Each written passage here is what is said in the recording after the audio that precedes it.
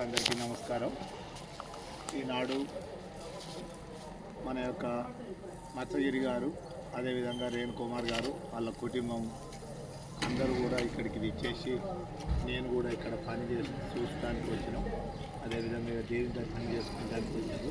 మరి కృష్ణ గారు, శంకరు, రాజు, రాజేష్, మరి మత్స్యగిరి, రేణు కుమారు, రేణుక, మమ్మీ పుష్పలత గారు అందరూ కూడా అందరం కూడా వచ్చి ఇక్కడ ఏం పని జరుగుతుంది, మనం శివరాత్రి లోపల మరి మనం ఓపెన్ చేసుకోవాలి కాబట్టి మ్యాక్సిమం వచ్చే వారం డేట్ పెడతా. ఆ డేట్ లోపల ఇవన్నీ కూడా పనులన్నీ పూర్తి చేసుకుని పనులు నడుస్తూ ఉన్నాయి.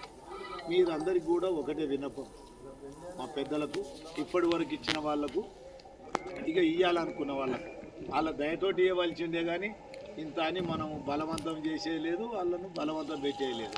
ఇటువరకు ఎవరైతే రూములు ప్రకటించారో మరి ఆ రూములది కూడా ఎంత ఇచ్చిండ్రో మీరే చూసుకొని తక్కింది కూడా వచ్చే వారం కూడా పెద్ద మీటింగు పెడదాం అనుకుంటున్నాం. ఏదో టైంలో మీకు రేపటి సంది ఫోన్లు చేసి చెప్తా.